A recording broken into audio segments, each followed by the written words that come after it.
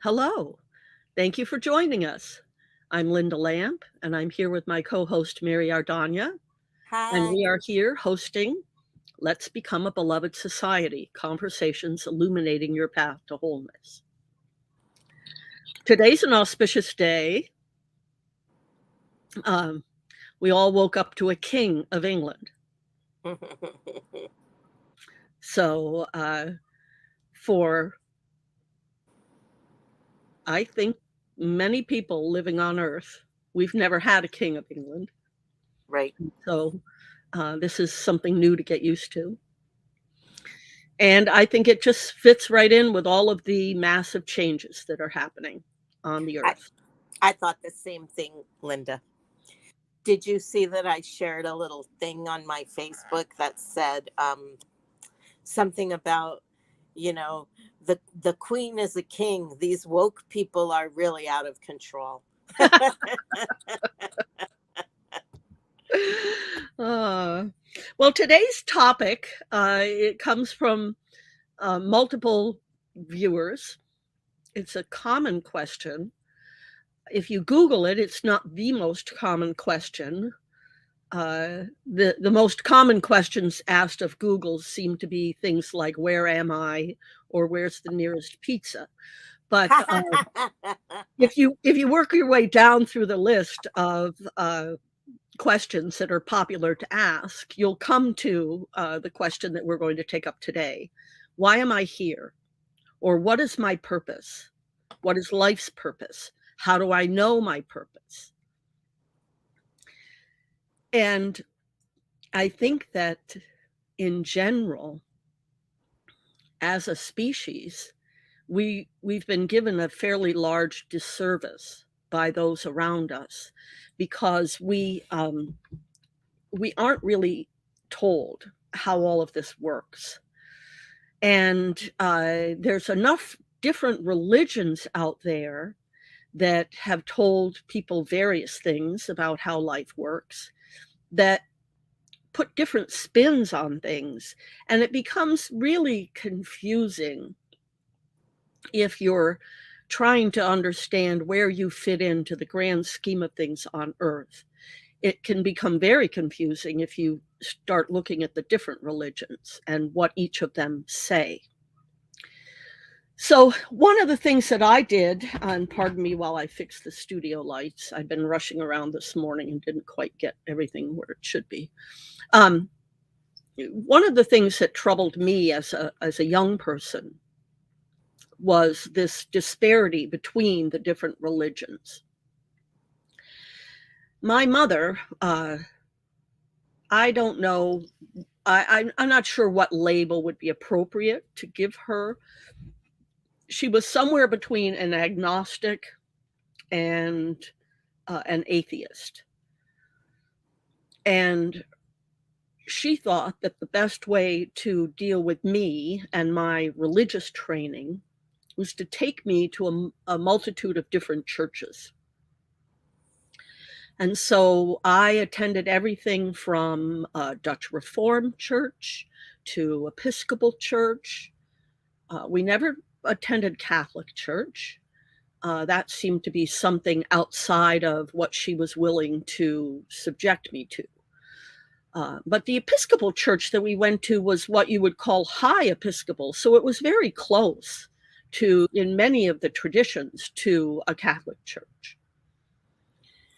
And we went to Protestant churches, we went to Methodist churches. We visited lots of different churches. And throughout my childhood, I was very troubled by the variances and the differences. I couldn't quite fit them all in my head and sort them out. So when I was a young teen, maybe even a preteen, I started a project of my own, researching different religions and where they came from.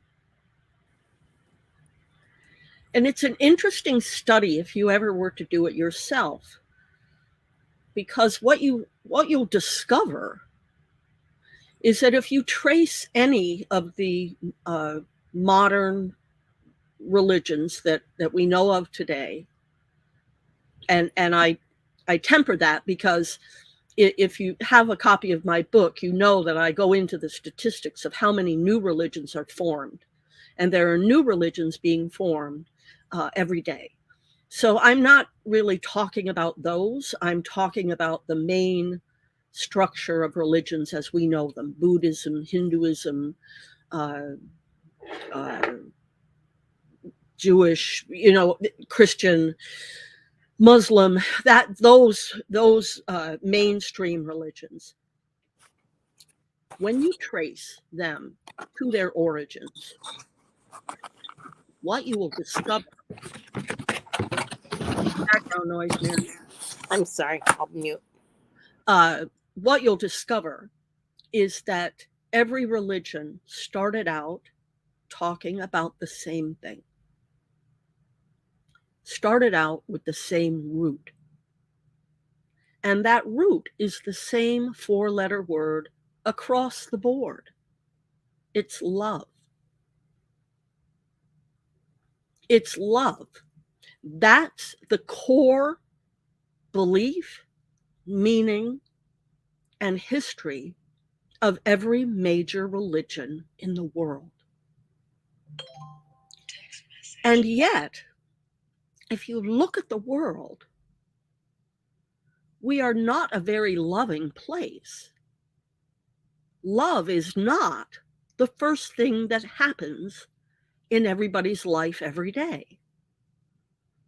So the question becomes, how did we get from the original religions that were promoting love to where we are today? And this applies to the subject, what is my sole purpose? Why am I here?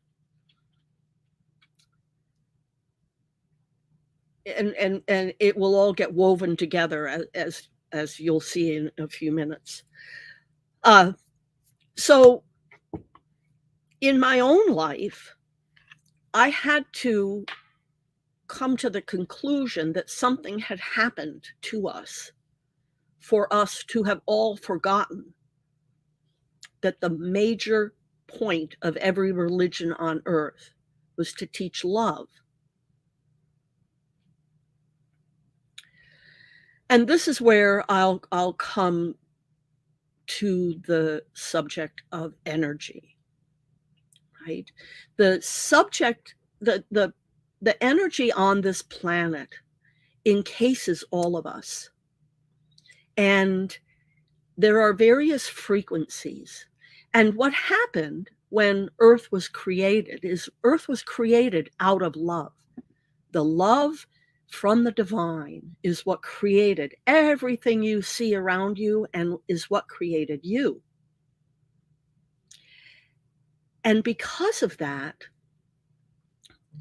we all vibrate or are intended to vibrate at a certain frequency. David Hawkins, oh, that's interesting, Nanette. I'm going to have to look and see what's going on with YouTube. Nanette just put in a comment from Facebook saying that we're not coming up on YouTube. So if there are people out there that are trying to get us up on YouTube, we apologize. I'm not quite sure. That's 2 weeks in a row, so that would mean there's probably something going on there that I need to go look at. So I will do that. So when divinity created Earth and everything else around it, that creation was a result of love. And so everything around us is a result of love. And we are a result of love.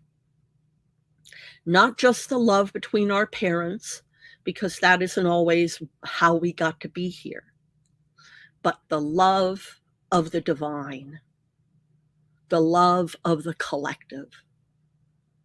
And see, that's the thing. We're all one. Everything in this universe, everything that you can see, that you can imagine, everything is connected through this thread of love. And so there's a frequency that holds, that love holds. And David Hawkins, who has transitioned now and is no longer with us, but he did a lot of work around these concepts of energy and consciousness. And what he suggested was that if we were all to choose to live at a frequency of love or above, then we would change the happenings on this planet in this 3D realm. We could change them overnight, basically. That's all it would take, is for each one of us to decide that we're going to be instruments of love. Mary, anything you want to add before we go on? It's kind of an aside, but somebody posted a story about some whale. It's like a baleen whale, I think it said, and it's totally alone because its song is at a different frequency than the song of your average baleen whale. So it's out there singing in the ocean, but the other whales can't hear it. So she's alone. You know, Oh, is this really sad story. And when you were talking about the frequency thing, I thought of that. That's all. it's very interesting. Mm-hmm. Yeah, it's very interesting, and it would be interesting to be able to understand what she's singing about. I think it's like she's calling to, they sing to attract mates and things like that, to attract their partner or whatever. Right, Now, that's probably why it resonates with me. I'm over here singing at a frequency that's not understood by a lot of humans. And right. the ones that do understand it don't want to be my mate. They're my friends. That's nice, but Yeah, yeah. funny. It's interesting you should say that, because I think that many of us, certainly many of the people on earth that have had this calling to be more loving, to do things differently, to look at things differently, feel alone. Many of us from our early childhood. Your brother Mark, for example, me. I know several other people who have always had a very unique experience of life and have not fit in. And what we discover, at least I know for me, what I discovered early on is that when I tried to talk about why I was here, because I came in remembering and knowing why I was here at a certain level, you will get into that in a minute. But when I tried to talk about it, I didn't receive the not the attention. It wasn't the attention. I didn't receive the respect that I knew I deserved. And I think that happens to a lot of children. Because Oh, when we're go ahead. Mark said nobody wanted to hear it. That's what he said. He said nobody wants to hear it. Right, right. Exactly. Nobody wants to hear it because it doesn't fit in to the structure of life as we understand it. Right. And I think it was Wallace D. Wattles that once said that the hardest thing that a human can do is think. That it's the actual most difficult thing for us to do. And it's why we resist doing it, because it's difficult. It takes more energy even than working out. And because it is such a laborious thing to think about something, people tend not to do it. And it also means that we don't want to hear about it either. Because if you tell me some story, even the story about the whale, right? I'll spend some time thinking about that later. Right. And I may even do some research on it because it's a curiosity to me, and it's something that I want to understand better. Right. But when we're trying to understand what's happening in our own lives and why things are working the way they work, quite Or often not working the way or they don't work. right, or not working the way they should, or We feel they should. right, exactly. It can be exhausting to think about it. And so we tend not to do it. We tend not to want to do it.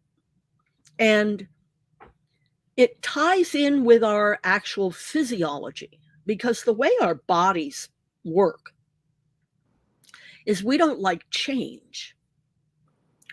And a lot of times when you think about something, you'll come to the understanding that something needs to change.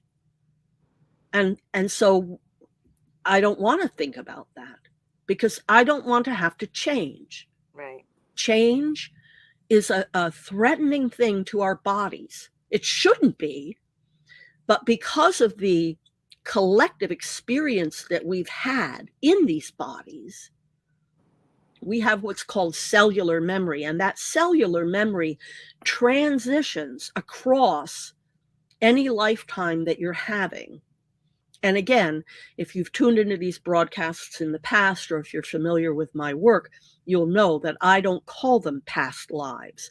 They may look like a past life, but they're actually concurrent. They're happening in another realm at the same time because time doesn't it really exist.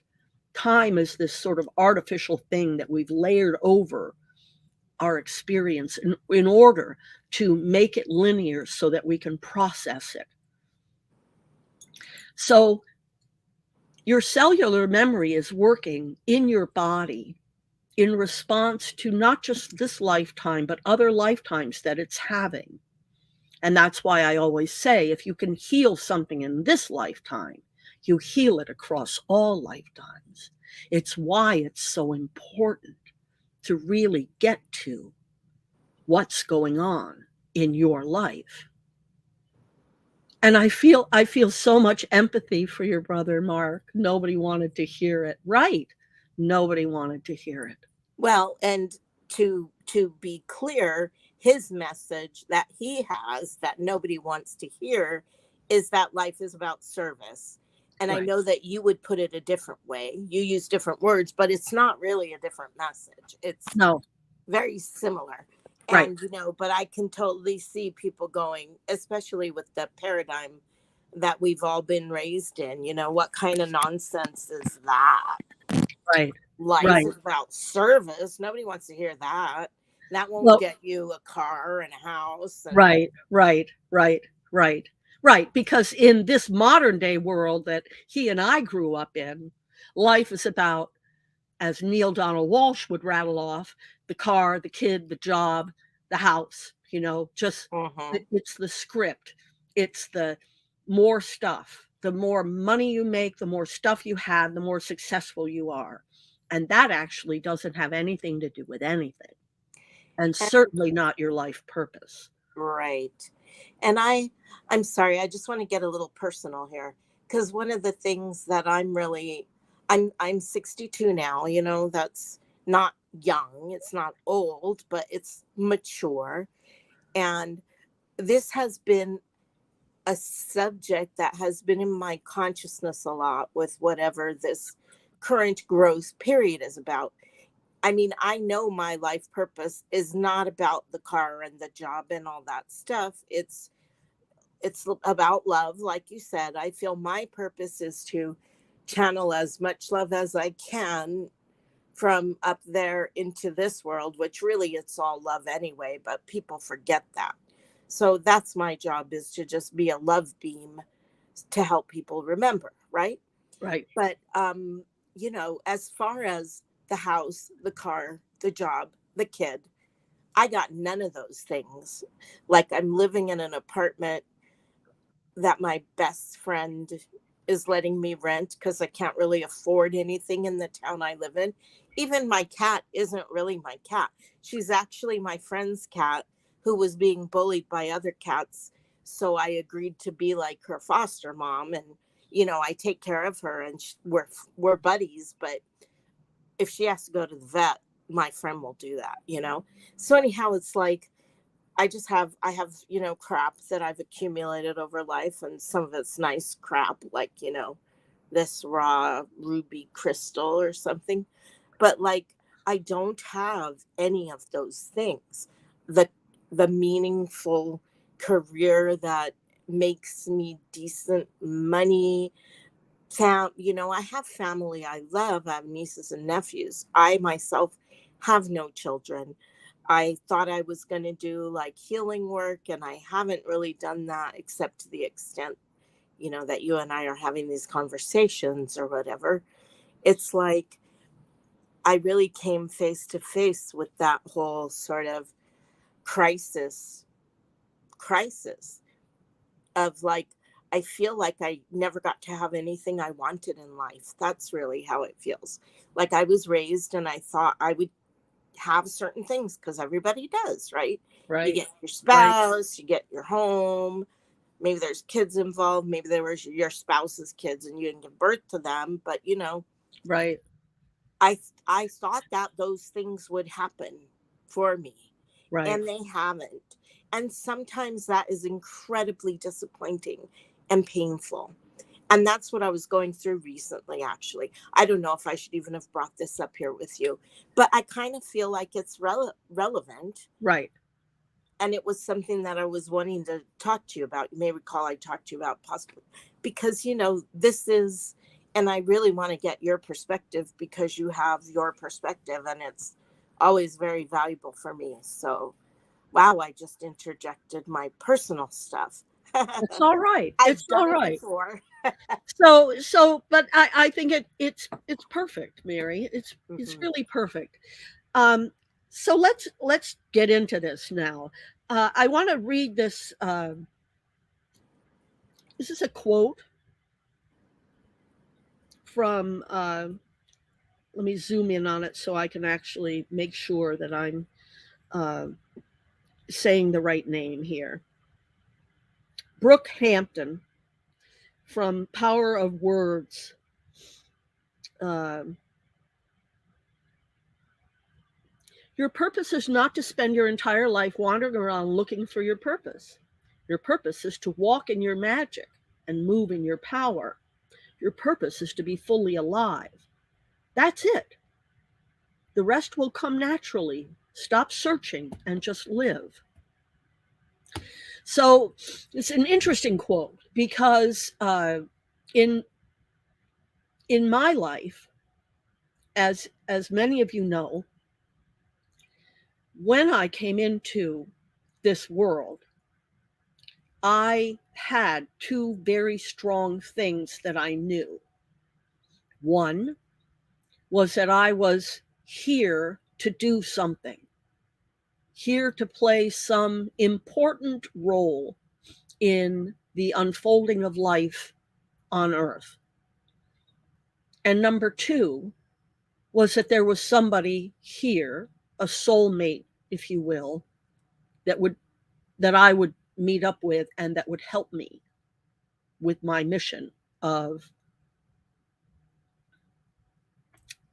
uh, creating love here and doing whatever my task was.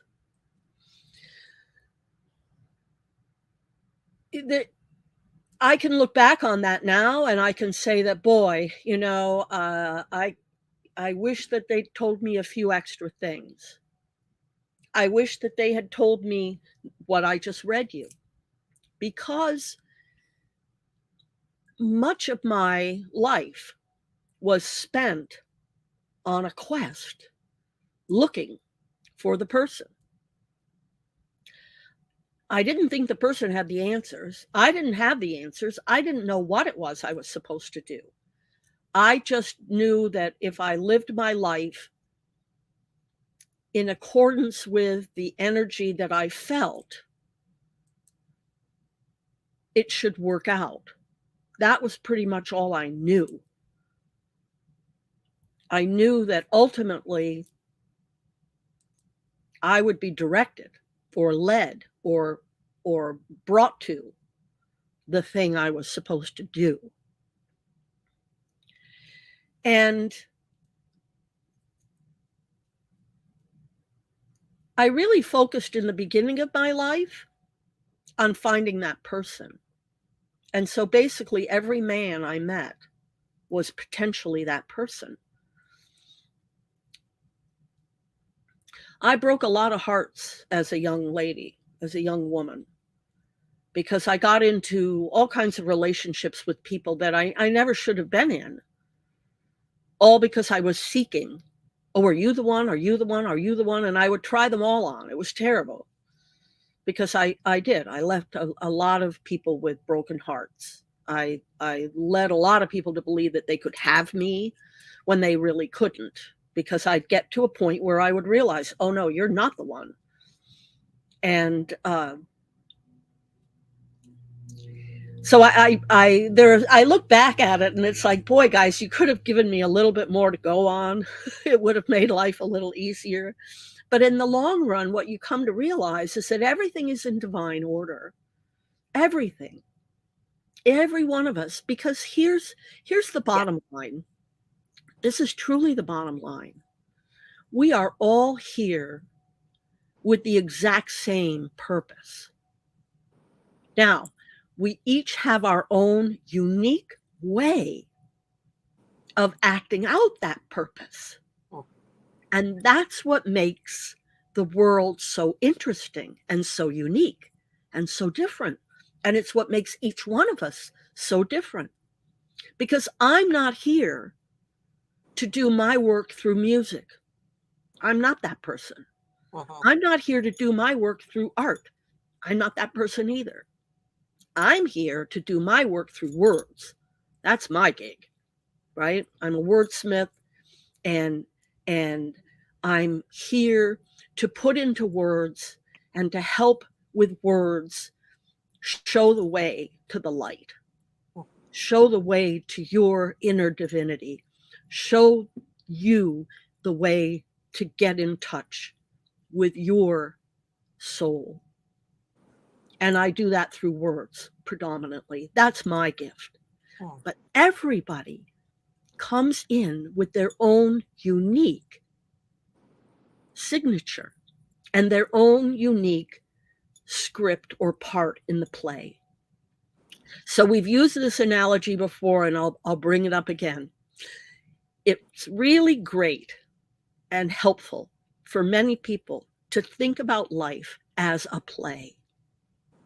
Because from what I experienced, it's as close to how it's working as I can get to describe to you. Maybe a movie is another way to do it. And there are some aspects of movie making that fit in, because when you're making a play, when you're doing a play, and everybody that's in the play is in the theater, somewhere in the theater. They might be backstage, they might be in their dressing room, they might be in the wings getting ready to walk out on stage, and they might be on stage, but they're all in the building. The thing about a movie is that movies get shot on locations, and most movies have multiple locations. And typically the only people that go to the location, a particular location, are the ones that are in those scenes. And so that quality of the production is actually a lot like what goes on, because we're not all in the same building every day and we don't know what's happening. We can't walk down the hall to the dressing room of the star and knock on the door and say, hey, can I talk to you for a minute? They're not around. So in an essence, the unknown that goes on in a movie, you might be cast in a scene in a movie, and there might only be 3 other actors in that scene, and you won't ever see anybody else that's in that movie. And that's a lot about how life works. Another thing related to movies is how they're filmed out of sequence. Like they'll go to that location and film all the scenes that happen in that location. Right. And so there's other scenes that happen elsewhere that you don't even, like, if you're not in those scenes, you know. So I think that also to me says a lot about the way in which we want our life to be sort of a linear thing that makes sense, and it Right. really isn't. Right. And a lot of times, like, one of the things that I feel is a thing that I'm here to tell people is, like, that whole take the actions and let go of the results thing. It's like, recognize that the action I'm taking, I might think will result in a particular thing, and it probably won't actually, but something else might come from the energy that I put out that I won't even necessarily know is related, or won't think it until far later. So the whole being in a mystery, which is what you're talking about, Right. just that other Right. aspect of it, Right. Right. even more so. Well, right. And also, I'm glad you brought that up, because it also has a connection to how time works. Mm-hmm. Because as you know, if you've been here before, time doesn't really exist in this linear fashion that we think it does. And so the idea that you can shoot a scene, you can shoot the beginning of the movie and the end of the movie and nothing in the middle in one location, and you can shoot that all together, but then it doesn't get put together in the proper order until you're in the editing room. Right. And so That's like looking back on your deathbed. exactly. Well, yeah, exactly. So time, it's important to realize that time is not what we think it is. And so our oh, and let me just, because we're halfway in, if you're out in the audience and you're listening and you have a question about this or anything else in life, feel free to call in right now. 1-907-351-3003 is the studio phone. You can also email us at questions@walkingthroughyourwalls.com. You can text to that phone number as well. And you can put your comments or questions in the chat box, and we'll hope that they come through and we'll see them. So let's come back to this idea. Basically, we all have the exact same soul purpose, and that is to create heaven on earth. Right. And what I knew when I came in was that whatever the important thing that I was going to do was, whatever that was, it was related to the idea of creating a loving, peaceful society here on earth. Because that's what we intended. When we collectively created this beautiful, beautiful planet, I mean, look at all the other planets that we can see in the universe, and think about how special this one is. It really is. We've seen pictures, right? We know. We've looked. We have the most spectacular, beautiful, glistening planet, certainly in our solar system, and as far as we can tell, in the universe, that we can see, that we've observed. Right. And as a result, we decided, I want to go experience that. I want to understand what it feels like to swim in that water, to walk under those trees, to feel the warmth of the sand on my feet. This is why we came here. This is why, to experience this beautiful, majestic, incredible place that we And had created. and you know what's interesting, Linda, is that that is the thing I remember from my youngest age is I wanted to go everywhere and see everything. I wanted to experience it all. And as I said, I'm 62. I've experienced some, and I'm very aware that this body will die far from that goal of going everywhere and seeing everything. But like when you're talking, it just makes so much sense to me. I was up there looking down and going, yeah, that, all How of fun. Right, right. that. It's as if we created the Magic Kingdom originally, right? You can go to Disney World or Disneyland and get a ride in the Magic Kingdom. But this originally, Earth was the original Magic Kingdom. Right.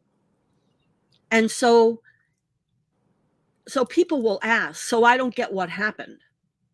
I don't get what happened. How did we go from that to where we are now? Because this is one nasty, ugly place.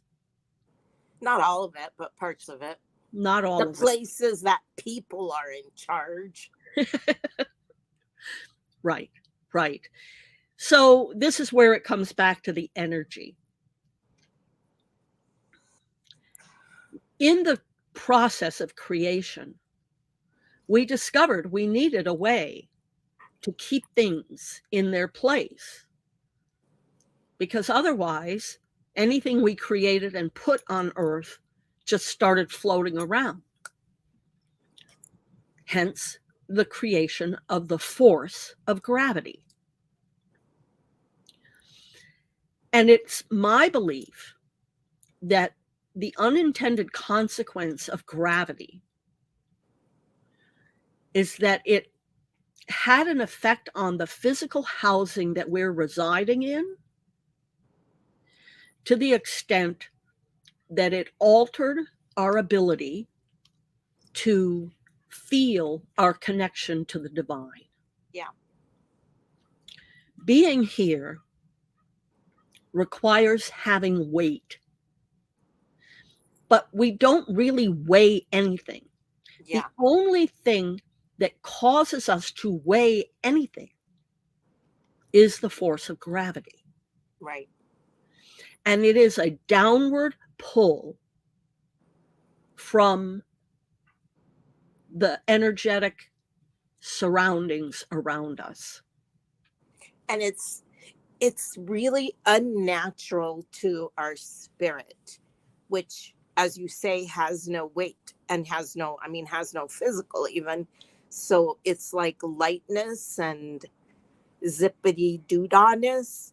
And I remember when I was doing, a friend of mine who sadly is no longer here on earth in that body, was doing some work with me, and I was feeling really kind of dejected about how far astray I had gone from my life purpose. And how, not that I really, now I feel like I never did, but then I was feeling like, I'm such a mess, blah, blah, blah. And what she said, which resonates so strongly, which with what you said, is it's not your fault. You didn't realize it was going to be so heavy. It's like we're up there in the zippity doodah space, and we look down and go, oh, this is going to be fun. And like you said, we don't realize that weight and heaviness is going to take a toll on our ability to Yeah, function as spirit. right, right. I should have looked it up before we got online, but on my YouTube channel, I have a short video where I do a diagram and show in a visual way how to imagine this gravity is working. But basically, if I were to describe it, think of yourself think of the earth as having an energetic grid surrounding it. And each one of us is connected to that energetic grid, or started out connected to that energetic grid. And imagine the energetic cord coming down from that grid to each one of us, think of them as rubber bands.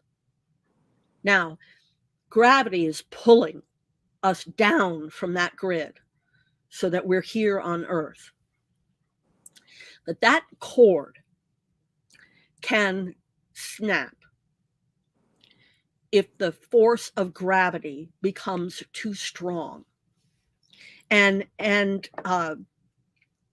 those are probably not the best words to describe it. It isn't so much that the force of gravity changes in its ability, but our energetic frequency will change based on how we're thinking and how we're acting. And so if we give in to the lower frequencies that we're surrounded by, so many people are currently living in a frequency of anger and fear, guilt and shame, those frequencies. And if we give in to those, if we don't realize that this is all sort of a soup that we're in, and if we don't realize that we have control, we do. But people are not telling us that, and our parents certainly didn't teach us that, most of them. So if we're not knowing that it's important to set your frequency, to choose the frequency at which you wish to vibrate, then what happens is that cord that's connecting us to that energetic grid that we're all connected to in one way or another, it becomes so weighty that imagine it visually snapping.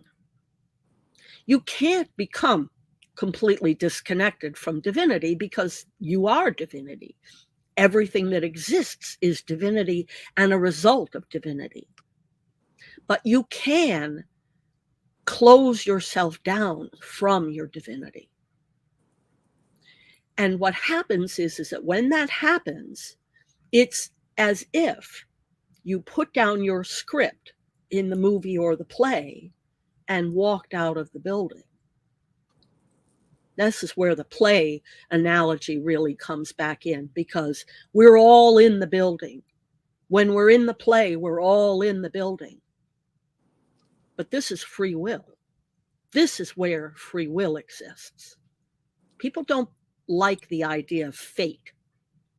Well, the only fate that there is that we are all here to create heaven on earth. That's the fate. That's the only fate that exists. But religion and other things will teach you differently. And when you are not in the place of creating heaven on earth, in the place of service, because that's what that is, a place of service to others, when we're not in that place, we have walked out of the theater. We're exercising our free will. We might be out there getting the car and the job and the wife and whatever, but we're not in the play. We're not contributing to the advancement of heaven on earth. Neil Donald Walsh has a saying that God gave him that is one of my favorite of all times. Your life isn't about you. Your life is about everyone whose life you touch and how you touch them. And so, like I said in the podcast last week, that saying, if I'm going to be known for something, let it be love. If we were to all adopt that as our mantra, if we were all to adopt that as our way of going about our daily life, we would have a beloved society fairly quickly. I have to throw something out there. because it's come up for me during this conversation about everybody's here to create heaven on earth. But people's ideas of what that is are different, right? So the people who have put down the script and left the building, if everything is perfect here, as you've said many times, enough so that I'm trying to believe it, then like the people who have put down their script and left the building and are out trying to create their version of heaven on earth that involves the car and the house and the kid and the trophy wife or whatever, aren't they also doing what they think is the right thing? Yeah. So is there anything wrong with that, really? No, No, right? Everybody no, can do there's whatever nothing they wrong want. with it. It's just that they're in a side play, right? You know, when you go to the circus, Okay. sometimes before you get to the circus, there are all these things around the circus, these little Yeah. side shows. They're just side shows. There's nothing wrong with it, but they're not contributing to why we're all here. And like there's 3 ring circuses and the main Right, ring is in the middle. Yeah. right, Okay. right, Thank you. right. Thank you for clarifying. You're welcome.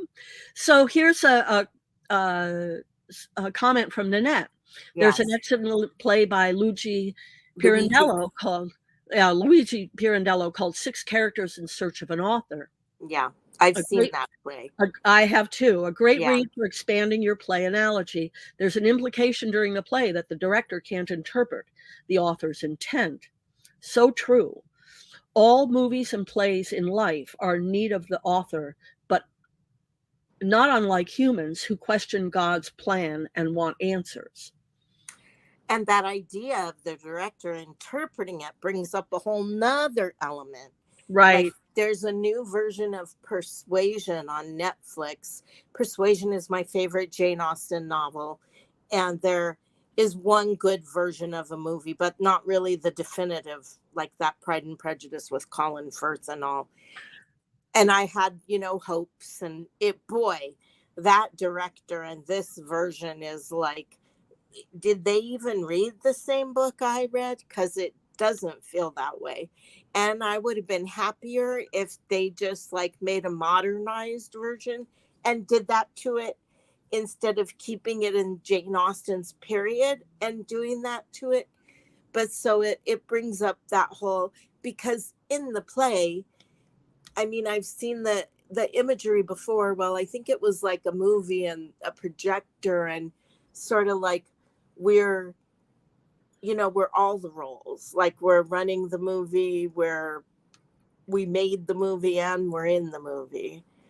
And so that thing about people who are off track, that just really makes sense as a way to understand that the director versus the author's intent.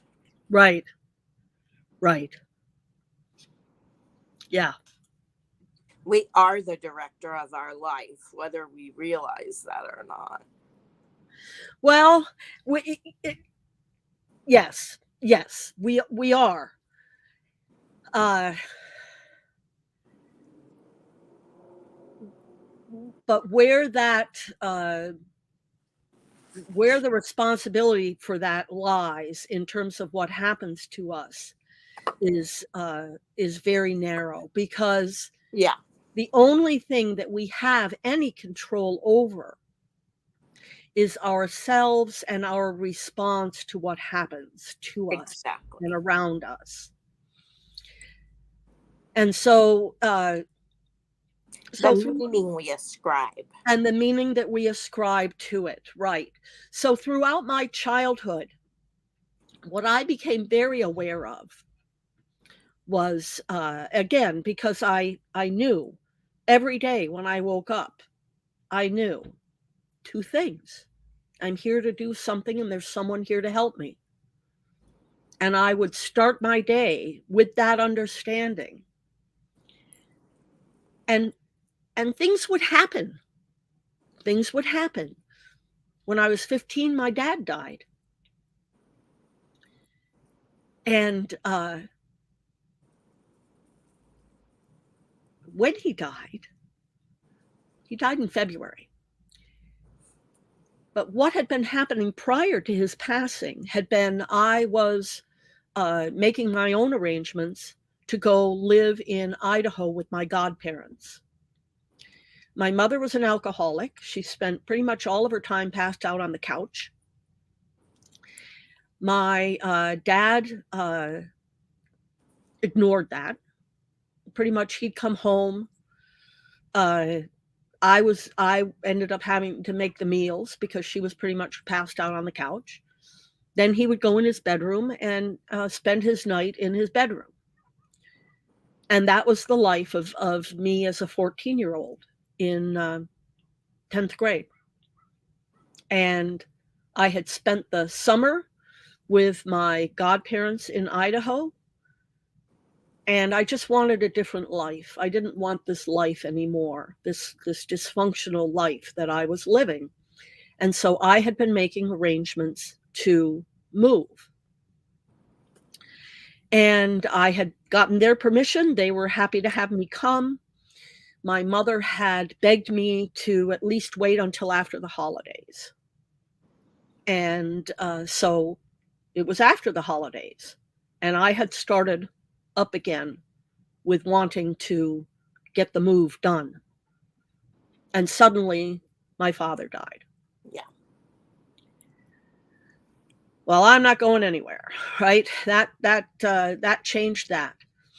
And it wasn't at the time, but later I could look back at what happened and I could realize that there was an invisible hand moving things around like pieces on a chessboard.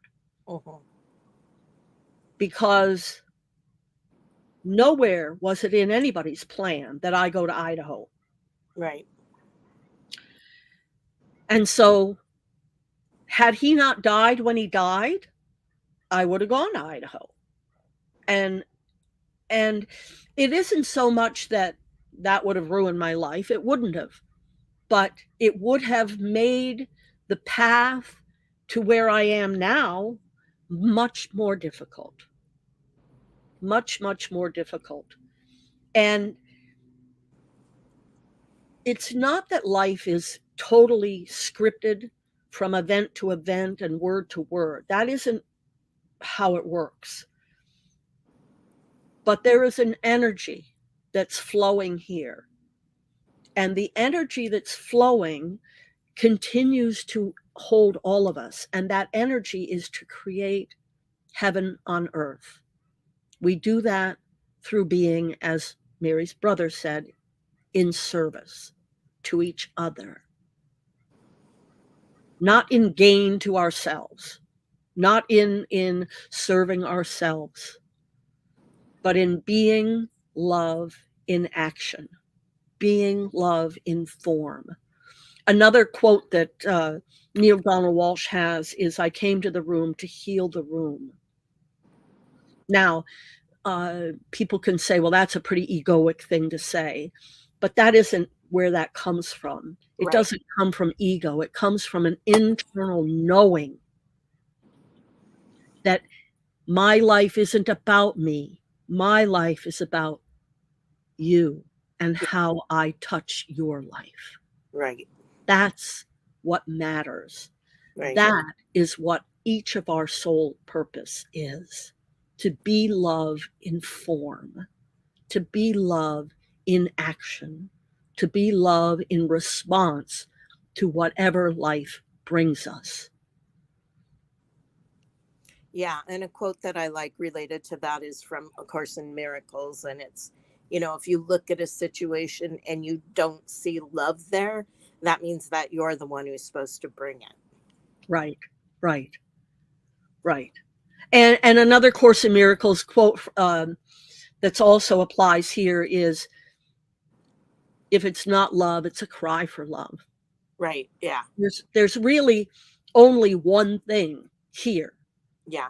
Around us. It's love. Love or a cry for love. those are the two quotes that I got from A Course in Miracles. And that was enough. That's all I need from that whole long, Right. crazy thing.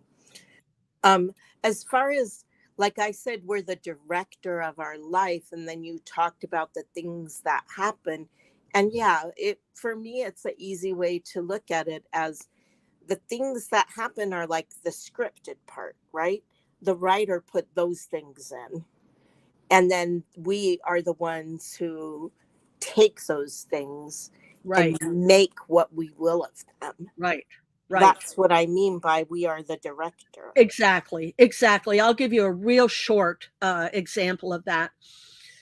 A number of years ago, I had my left hip replaced, and that was right when I was getting ready to release version 1 of We Love Us, which, for those of you that are not familiar with that work, it's an acronym for 8 statements that, if everyone were to adopt, would change life on Earth overnight into a loving, peaceful place.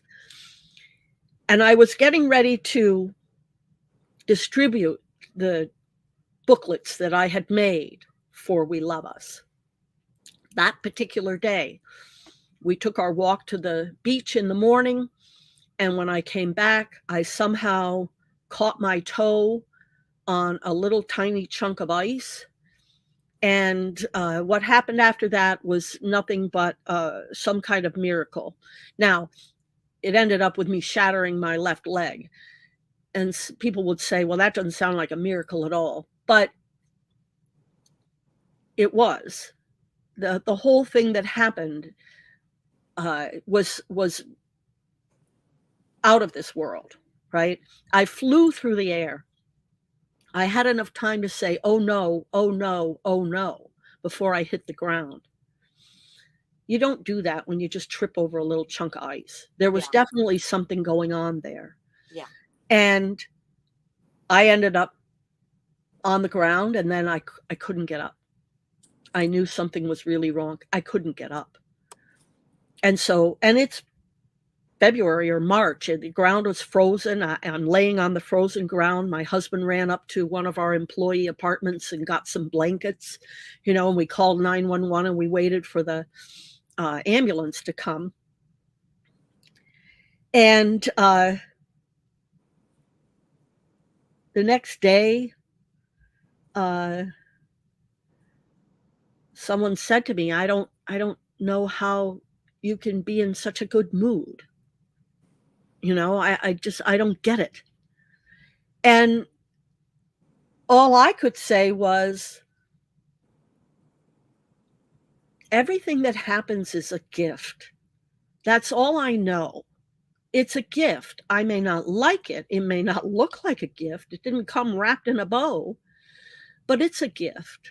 It's a gift from the divine for me, and it's up to me to make it what I choose. Same thing when my cabin burned down. I had a cabin burn down not long after moving to Alaska. Turns out it was arson. We weren't 100% sure of that at the time, but we are now. But at the time,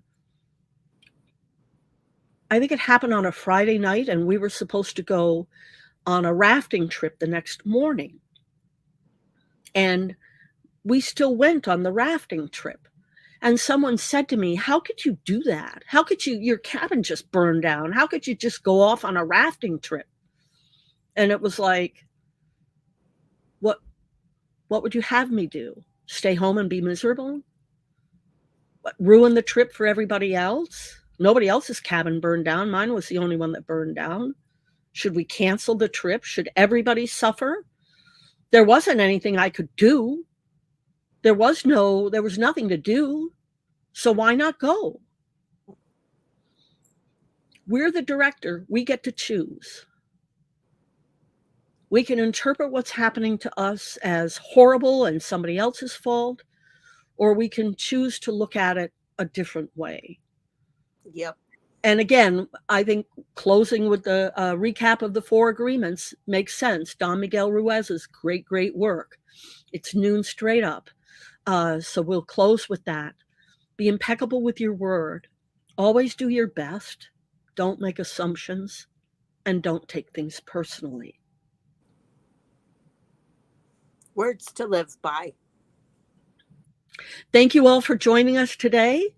We do this every Friday, or we try to anyway. And you can either catch us live on Facebook or on YouTube. We'll look into whatever the YouTube problem is. And I am all caught up on podcasts, so I'm going to try and stay a little bit more on top of it and get this one posted as quickly as possible. Good job. Thank you for being here, Nanette. Thank you for chiming in. Nanette says, best one yet. Thank you so much, Nanette. Really appreciate it. And we'll hope to see you next week. In the meantime, you can either call the studio phone, text the studio phone, 907-351-3003, or send your questions and comments to questions@walkingthroughyourwalls.com. Jordan, I love you. Thank you so much for joining us. She says she looked forward to this all week. Yes, so glad I do to have you too. here. I We always all look do. forward to this all week. So yeah, I'm glad that you do too. Yeah. Thanks, everyone. Till next time. Namaste and much love. Bye.